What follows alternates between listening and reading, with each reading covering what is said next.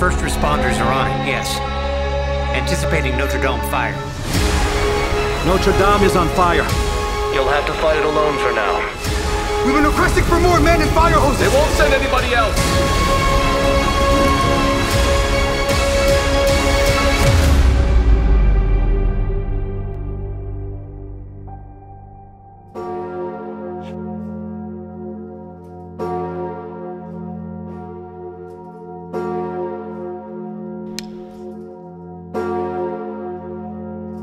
La réalité est d'abord incroyable, c'est-à-dire pas croyable, au point que si j'avais écrit un scénario comme ça sur un incendie, j'aurais jamais osé raconter cette pile d'événements, de suspense, d'émotions, de tragédies, de bizarreries.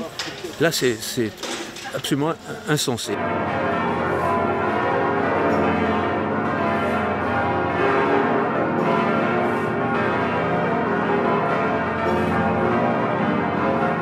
Renfort incendie, rue du Cloître Notre-Dame. C'était tellement incroyable que je ne me suis pas lancé dans le scénario, j'ai voulu vérifier que ces choses incroyables que je lisais étaient vraies. Eh bien, c'était pire que ça. 1, 2, 3. Alors, nous sommes ici à Saint-Denis, dans les studios qui ont appartenu à Luc Besson et dans lesquels nous reconstituons les parties qui vont brûler de Notre-Dame. Nous tournons aussi dans des vraies cathédrales qui jouent le rôle de double. Notre-Dame de Paris, comme vous le savez, n'est pas accessible pour les raisons du plomb d'une part, et d'autre part pour le fait qu'il y a des échafaudages absolument partout à l'intérieur. Mais de toute façon, si vous voulez, même si j'avais accès à Notre-Dame, j'aurais été obligé de reconstruire de vastes décors que je vais mettre en feu. Alors c'est pas ma première fois, d'abord j'ai fait la guerre du feu il y a bien longtemps, et puis dans le Don de la Rose j'ai fait brûler un gigantesque décor qui est le décor de la bibliothèque, et je recommence un peu la même chose, c'est-à-dire que je fais pas brûler des maquettes, je fais pas ça en effets spéciaux artificiels en post-production, je fais brûler vraiment. Merci. Alors maintenant, on va faire du silence, s'il vous plaît. Merci beaucoup. Allez, le silence, s'il vous plaît. La caméra, c'est... Merci.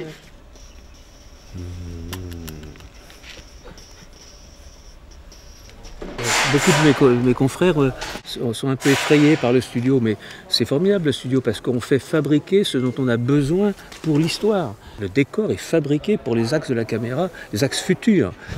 Là, pour des scènes de comédie, j'ai fait construire l'escalier parce que c'est très compliqué dans les vrais escaliers de mettre une caméra, il n'y a plus de place. Donc là, on peut enlever des panneaux et filmer de façon efficace. Donc là, j'ai construit 2 étages. Évidemment, il faut réfléchir à la scène avant de la tournée. Il faut pouvoir la décrire au chef décorateur, il faut pouvoir prévisualiser les plans. Alors on y va, moteur. Moteur demandé. Alors, il y a des secondes. Ça tourne. Attention. Et 3, 2, 1, action. Le côté de l'artiste échevelé qui arrive au dernier moment et dit a soudain l'inspiration et veut faire effondrer un château fort, ça ne le fait pas. On ne peut pas faire ça. Il faut rêver d'être cet artiste échevelé, mais 1 an à l'avance. Et puis après, on fait ce qu'il faut faire pour faire effondrer le château fort. Ça fait 1 an qu'on travaille sur ce film.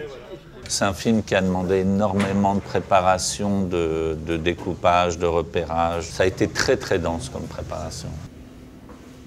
On a fait des maquettes. Pourquoi des maquettes? Tout simplement pour savoir qu'est-ce qu'on reconstitue en studio.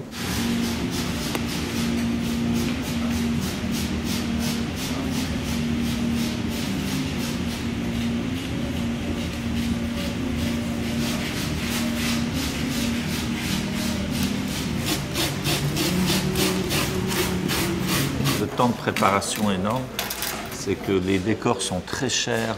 Il a fallu vraiment détailler au maximum le découpage de Jean-Jacques, ce qu'on était capable de construire. Donc ça reste des très gros décors, mais c'est vraiment géré au millimètre. C'est extrêmement précis. Qu'est-ce qu'on fait en réel? Le plus possible d'effets spéciaux en réel. Qu'est-ce qu'on fait en numérique? Ce décor-là, personne ne peut imaginer que c'est du studio, tellement c'est bien fait. Évidemment, j'ai un très grand chef décorateur qui est Jean Rabas et qui est absolument formidable. Là, il y a une qualité de patine qui est extravagante. C'est absolument magnifique. Comme pour tout ce qu'il a construit d'ailleurs. Action. Ah merde! Monte, monte, monte! Monte! Ouais, monte!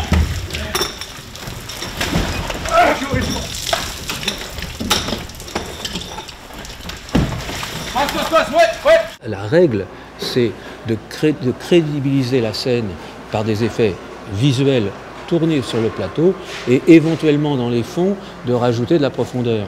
J'en ai parfois besoin, évidemment quand je tourne en studio et qu'on regarde vers Paris, j'ai besoin d'un fond bleu et de rajouter Paris. Mais la plupart du temps, quand je suis dans l'autre sens, j'ai besoin de rien du tout. Quand on fait tout sur fond bleu, quand on imagine trop d'effets spéciaux a posteriori, les acteurs sont moins bien. Ça prend un temps fou, ça coûte une blinde et au bout du compte c'est moins bien. Ils sont en plâtre ces cloches. C'est le seul matériau qui résiste à cette chaleur. Et tu as rajouté du guano dessus pour que ça soit encore plus réaliste. Ah, ça c'est la touche personnelle, c'est ma signature. En fait ce beffroi c'est vraiment Notre-Dame, plus la cathédrale de Sens, plus la cathédrale de Saint-Denis. Voilà, avec tout ça on a notre décor. On triche, on est des gros menteurs en fait. Mais on est sincère dans notre mensonge. On raconte une histoire, on ne fait que ça. Tout le reste, c'est du pipeau. C'est le décor du transept nord, donc c'est vraiment un tout petit bout de la charpente de Notre-Dame. Et ce matin, on a commencé à mettre le feu. C'est la première étape du feu de la toiture de Notre-Dame. Donc on est assez excités de commencer à mettre le feu à tout ça.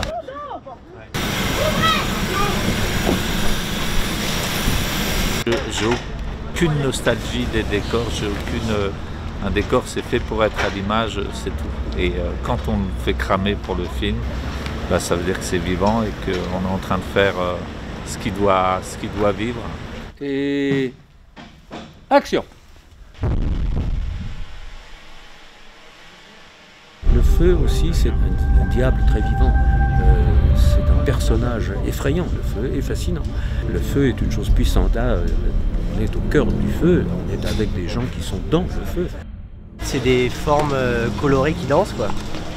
Donc c'est assez chouette à voir. Et de se dire que c'est aussi dangereux et pour nous et pour la structure, etc. C'est assez paradoxal, quoi. Si on était vraiment pompier, il y a un objectif, c'est d'éteindre tout ça. Ça semble absolument impossible, quoi. Avec une petite lance, se dire oui, pas de problème, on va s'occuper de ça. Impossible. Quand tu restes longtemps devant, ça commence à chauffer un peu.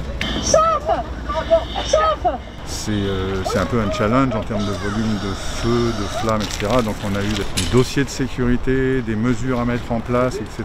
qui étaient très lourdes par rapport à ce qu'on fait d'habitude parce qu'on est contrôlé, recontrôlé, recontrôlé. On développe des flammes, de la chaleur et tout, comme ça se fait rarement.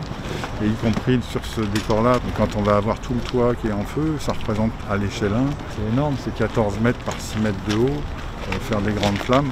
Donc là, techniquement, ça demande, pareil, en volume, des débits de gaz qui sont importants. Et en plus, il faut qu'on automatise tout. Habituellement, quand on fait du feu, on est un peu dans des travaux, on travaille en manuel. C'est-à-dire que ça nous permet, ce qui est bien le manuel, c'est que ça nous permet de contrôler très vite, ouvrir, fermer, etc. Mais là, on se retrouve avec beaucoup trop de sources de gaz, etc. Donc on est obligé de faire fabriquer aussi avec des entreprises spécialisées et on se retrouve avec des systèmes complètement automatiques et tout, et ça aussi c'est quelque chose de nouveau. Donc c'est aussi un challenge parce que techniquement on est parti sur des niveaux un peu supérieurs à ce qu'on fait habituellement. Donc on coupe. On va reprendre le feu. Coupé. On a un système automatique et d'allumage et d'ouverture et de fermeture de sécurité d'ailleurs. Selon les cadres et tout, on va allumer toutes ces choses-là. Et on simule le beffroi qui était en feu. Cadré et action!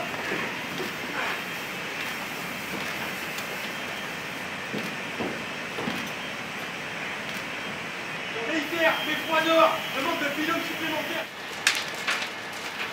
Là, on va avoir beaucoup de chaleur, on va avoir beaucoup de fumée dérangeante, alors pas forcément toxique, mais c'est quand même du bois qui brûle, c'est pas terrible à la longue. Donc évidemment, tout le monde va être équipé en tenue de combat, anti-feu, avec des masques spéciaux, avec des cartouches pour pouvoir respirer correctement. Pendant les séquences, il y a des pompiers qui arrosent. Et puis après, on a des dispositifs d'extinction qui sont à la fois prééquipés derrière les abassons. Donc on peut déclencher des rideaux de flotte. On va avoir des pompiers à chaque étage avec une lance établie. Et là on a une grande échelle de pompiers avec une grande lance peu arrosée qui peut nous faire un espèce de gros parasol de pluie par-dessus si jamais ça partait en cacahuète. Allez, on va tourner. On envoie les flammes.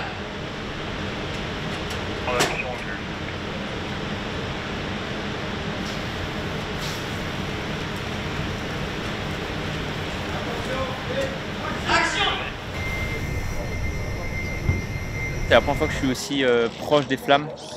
Et même si tu sais qu'ils les contrôlent, t'as quand même toujours un petit doute. Parce qu'on contrôle pas le feu. Bah, c'est les pompiers qui nous l'ont dit. Hein.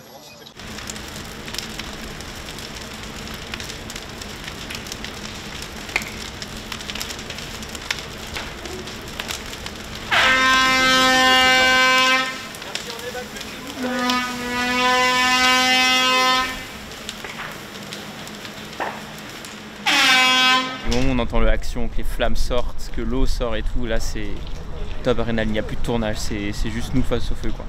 Je tiens à ce que le film ne raconte pas de bobard. Je crois pouvoir dire que 95% du film, c'est la vérité. Il fallait effectivement se mettre dans la tête qu'on était sur un film et pas un reportage. Et ce fameux compromis entre qu'est-ce qui rend bien cinématographiquement et qu'est-ce qui est proche de la réalité, voire réalité. Et là, il va te donner les consignes. D'accord, mais il y a d'abord lui qui sort et ensuite moi je lui donne son... C'est ça. D'accord.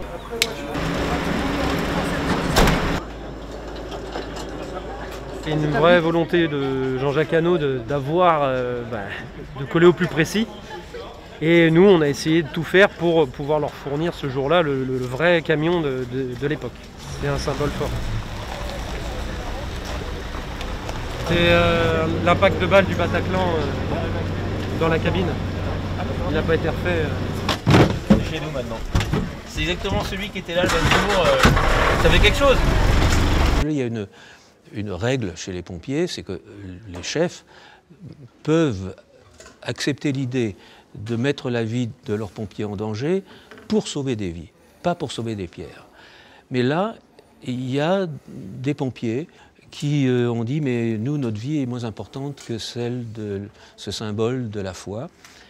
Et donc, nous, on est d'accord pour risquer notre vie et essayer d'éteindre le feu. Vivre même pas le mini-quart de ce qu'ils vivent, j'avais aucune idée que c'était aussi dur. J'ai même pas de mots pour dire à quel point il faut un courage énorme pour aller face à des flammes, pour sauver des gens, des habitations, une cathédrale. C'est incroyable, métier de malade.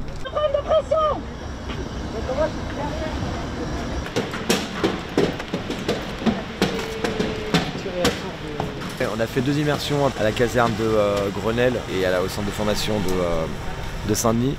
Mais on a une immersion, nous on a fait pas mal de sport avec les gars pour créer une cohésion aussi, quoi. Pour faire connaissance et se mettre un peu dans le bain, quoi. Eh cousine, t'es belle comme une aubergine. Georges tomate au rayon patate. Connais. En vrai, on se rend compte qu'on n'aurait pas forcément eu l'occasion, sans ce tournage, de côtoyer ce métier, d'apprendre des trucs et de finir à cette place, parce que je pense qu'il n'y a pas beaucoup de gens qui peuvent, à part les pompiers. Et du coup, ça permet de se rendre compte vraiment de la difficulté en vrai du métier. La chose qui me touche beaucoup, c'est que les pompiers qui étaient là, qui étaient sur le site pendant le feu, dans tous les décors où ils viennent, ils disent oh, mais c'est incroyable, ça nous donne la chair de poule, c'est la même chose, on s'y retrouve. On voit pas mal de feux quand même, mais durant notre carrière, bon là c'est vrai que c'est le cinéma, c'est gigantesque, quoi. Hein. Je suis très content qu'ils s'y retrouvent et qu'ils ne me disent pas ah non, ce n'est pas du tout comme ça, le décor c'était beaucoup plus petit ou beaucoup plus grand. Non. Je suis très content de voir qu'ils retrouvent 1 an ou 2 ans plus tard l'émotion de ce qu'ils ont vécu sur place le 15 avril. Et moi mon but c'est d'honorer ces mecs qui l'ont fait vraiment, quoi. Ouais. Dans ce moment-là où tu es encore un peu dans la merde, c'est là que tu peux répondre. Ce que tu m'avais fait à la première répétition sans flamme. C'est pour ça que je ne t'ai pas donné d'autres indications, parce que c'était très bien. Moi, c'est une partie de mon enfance, ces films de Jean-Jacques Hano, quoi. Avec l'ours, 7 ans au Tibet. Mais du coup, je me disais, ah, c'est cool, on va faire partie d'un bout d'histoire cinématographique, quoi. Voilà, regarde, on dirait un prisonnier. J'ai déjà fait cette scène dans 7 ans au Tibet. C'est assez fou de travailler avec lui. C'est quelqu'un qui va tout faire pour le film. Ça sera le film d'abord. Il aime bien aussi nous mettre en situation.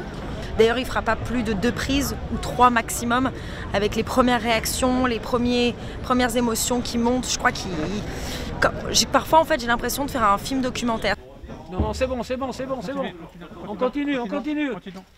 Là, lui, il est derrière son combo, donc il a les 3 caméras. Il est donc entouré de monde, il voit le truc en direct. S'il est touché, même devant cet écran-là, il sait que le spectateur va l'être. Dans le contexte du tournage, qui peut être un torrent d'animation, il arrive à savoir quand ça va être touchant et tout. Et ça montre le professionnalisme et l'expérience. Ça, c'est très impressionnant. Et on coupe, et elle est bonne, on peut aller bouffer. Monsieur Jean-Jacques Hano, il a à cœur de faire les choses bien et d'être précis sur toute la partie pompier, quoi. La journée va être chaude. Il est hyper fort. Mais ce qui est hyper impressionnant, c'est la gestion des problèmes, quoi. Personne ne comprend rien. Et lui, il a l'idée qu'il faut, au moment où il faut, et ça marche à chaque fois. Et hyper sereinement, sans jamais engueuler personne, très calme, il y a vraiment un sens de direction, c'est un bon capitaine. Il n'y a aucune raison de se stresser, si ça ne marche pas, on recommencera. Mais il n'y a pas de raison que ça ne marche pas. J'ai compris depuis longtemps que c'était pas la peine de s'énerver, ça ne servait à rien. C'est de l'énergie gaspillée. Je sors, j'ai la lance, je le vois, je m'élance, donc du coup je pose la lance et j'y vais pour l'aider d'abord. Et après il me dit non, ça machin, je reviens, je prends la lance et je commence à arroser d'ici ou plus loin où tu verras. Ouais. Et il nous aide vraiment, nous comédiens, je pense que les autres seront d'accord, mais à nous remettre dedans au moment où on tourne, etc. Et ça, c'est hyper utile d'avoir un vrai partenaire comme lui là-dessus voilà, on raconte 1000 histoires ensemble comme ça.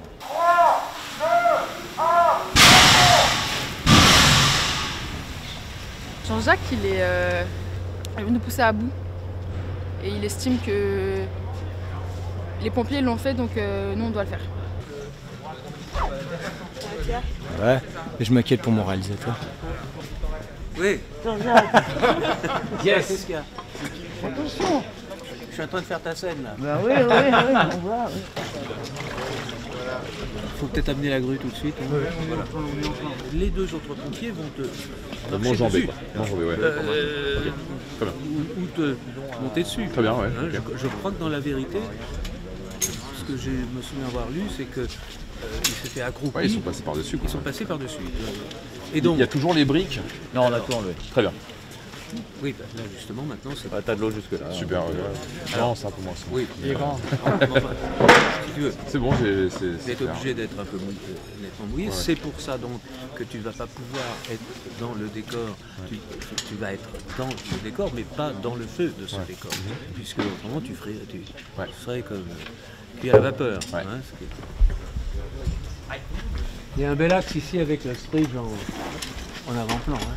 Il veut être à la fois très réaliste et en plus on fait du cinéma, donc il veut le faire encore plus que le réalisme. Donc c'est vrai qu'il est très précis, mais il a travaillé son film depuis longtemps. Donc, comme il disait l'autre jour, on fait l'enregistrement, il a déjà composé la musique. S'il y a une norme que je m'impose, c'est d'avoir une belle image par minute. C'est-à-dire une image forte, belle, efficace. Une image qui signifie quelque chose de puissant. C'est déjà beaucoup, ça fait une centaine d'images par film, c'est pas mal. Mais là, j'en ai 5 par minute. Alors aujourd'hui, nous faisons l'effondrement de la nef. C'est-à-dire évidemment quelque chose auquel aucune caméra n'a assisté. Je crois même aucun pompier. C'est le climax du film. Une structure métallique avec une dizaine de paniers qui vont être remplis de différents matériaux, du balsa, des moellons, des braises, des choses comme ça, des éléments en feu. Donc tout ça monte à 10 mètres de haut. Une fois que c'est là-haut avec des flammes de 4 mètres, quand on est prêt, on lâche tout et tout tombe sur le décor. Sur les 400 chaises qu'on a fait fabriquer exprès. Il y a une partie des chaises, on peut le voir au sol, qui sont accrochées à des câbles. Tous ces câbles vont tirer toutes les chaises au moment de l'impact pour simuler en fait le souffle qui va pousser les chaises de chaque côté. C'est un plan dangereux. On amène un énorme barbecue, au moins de 150 mètres carrés de braise qui vont consommer énormément d'oxygène, c'est-à-dire que très rapidement, on va être obligé de couper pour que les quelques techniciens qui restent à l'intérieur puissent s'évacuer avant d'être intoxiqués par trop de gaz carbonique et d'oxyde de carbone. Il ne faut pas laisser les trucs dans le passage là. Hein. Sortez par les issues de secours. Ils sont ici, là-bas. Vous revenez ici vous faire identifier. On sache si tout le monde est bien sorti. Voilà. D'accord? Parce que le monoxyde de carbone il va monter. On ne voudrait pas qu'il y ait un mec qui a tourné de l'œil et qui soit tombé sur le plateau. Je crois que j'aurai à peu près 20 secondes de tournage sur 1, 2, 3, 4, 5, 6, 7 et 8 caméras. Rectification, il y a 11 caméras. Oui, 11. Donc,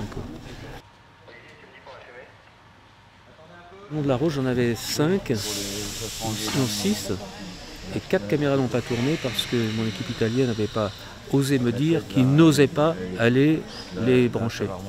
Parce qu'il y avait des bouteilles de gaz, des choses comme ça. Donc quand j'ai demandé, caméra 1 tourne, caméra 2 tourne, caméra 3, là ils m'ont dit non, ça ne tourne pas. J'ai dit pourquoi? Alors on m'a dit parce que il y a des bouteilles de gaz à côté, on a peur. Bon, alors moi j'y suis allé, j'ai branché cette caméra. Et alors après j'ai dit la D, la E, la F, est-ce que ça tourne? Si, c'est bon, j'ai brûlé mon vrai décor, qui était gigantesque, tout en bois. Et à la fin du tournage, je passe à côté du camion, de caméra, et j'entends qui c'est qui va lui dire. Je suis rentré dans le camion, et là, devant tous les assistants, il y en a un qui s'est dévoué en disant voilà, on n'a pas osé tourner, on ne vous l'a pas dit, mais les 4 caméras supplémentaires n'ont pas tourné. Là, on a tous bien travaillé. Dans l'ordre, ça devrait bien se passer. On a droit à une prise, voilà. Et elle sera bonne, forcément. Le plan va durer 30 secondes, mais 11 fois 30 secondes, c'est beaucoup trop. Je ne vais pas faire un long métrage sur la chute de la... C'est en fait ça, à mon avis, maximum 10 secondes. Une fois monté, au maximum. C'est-à-dire qu'il faut que ça soit spectaculaire, mais vite. Il faut être poli avec les gens, il ne faut pas traîner à raconter des histoires.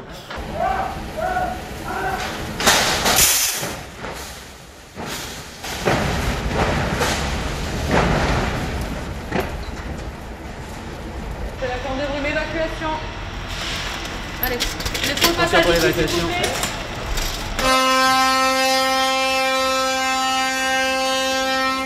C'est pas la peine de refaire, c'est gagné. Chaque prise prend pratiquement 3 quarts d'heure pour remettre le studio en état. Et on a beau avoir des masques et tout ça, l'oxyde de carbone est quand même extrêmement dangereux. On est obligé de galoper en fin de prise. On court, on ouvre les portes bien grandes et on attend que ça se passe. Voilà, donc voilà comment on raccorde ces différents décors. Mais ça va marcher très très bien tout ça, ça va être très bien. C'est super. Bon, le next, c'est quoi? J'ai fait déplacer les colonnes, on replace les caméras, on est en train d'harnacher le cascadeur et on va bientôt passer en répétition.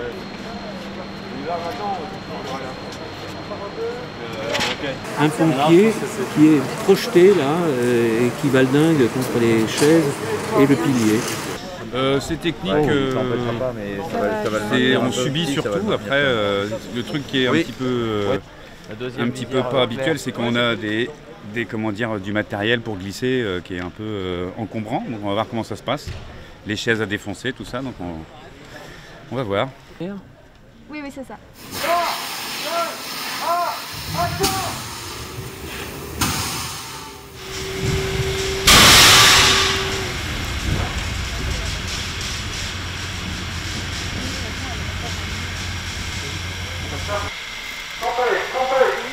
J'ai pris un putain de shot dans le dos avec la bouteille là.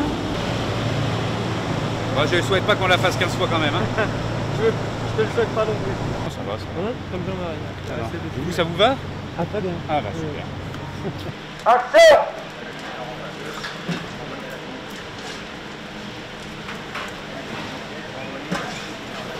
Waouh.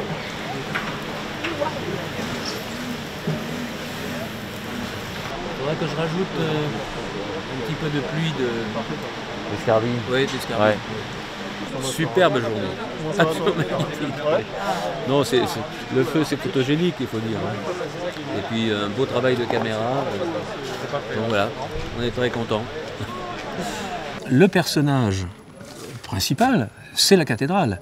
C'est-à-dire que même les grands rôles sont des grands rôles annexes, puisque en fait c'est l'histoire d'une victime, si vous voulez. C'est l'histoire d'une victime qui est très mal en point et les secours n'arrivent pas. Donc c'est un peu comme ça qu'il faut le lire. Et que la personnification de ce bâtiment, eh bien c'est cette Vierge, puisque la cathédrale lui est dédiée. C'est Notre-Dame de Paris. Et donc cette Vierge qui est au coin du transept, sous le pied du transept, a un rôle j'ai envie de dire, de témoin de ces événements qui, je le rappelle, ont pendant des heures été complètement catastrophiques, avec la conviction que la cathédrale allait s'effondrer. Je ne pense pas qu'il y aura un autre film de feu avant longtemps de cette dimension-là.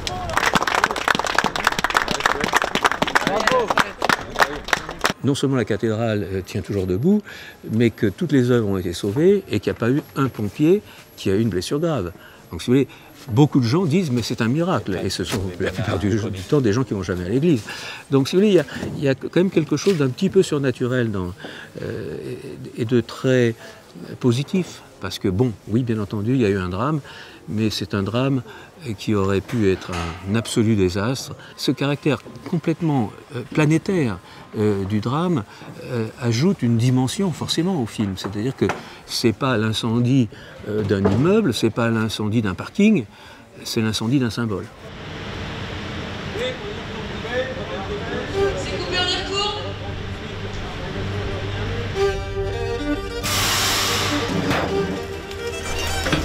Plus serré.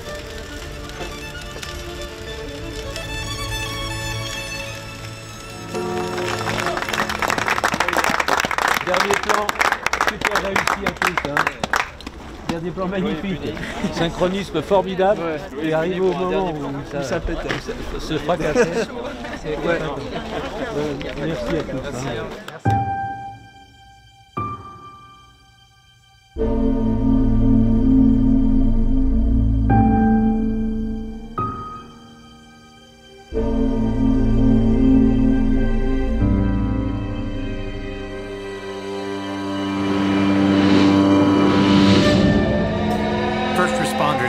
Yes. Anticipating Notre Dame fire. Notre Dame is on fire. It'll be pandemonium. Officials, politicians, celebrities will have two fires at once. You'll have to fight it alone for now. Paris is gridlocked. Roof and ceiling fire! Pursuing recon now! Pursuing recon is a bad omen. Hey, what's up? Go on, get to it! Means expect catastrophe.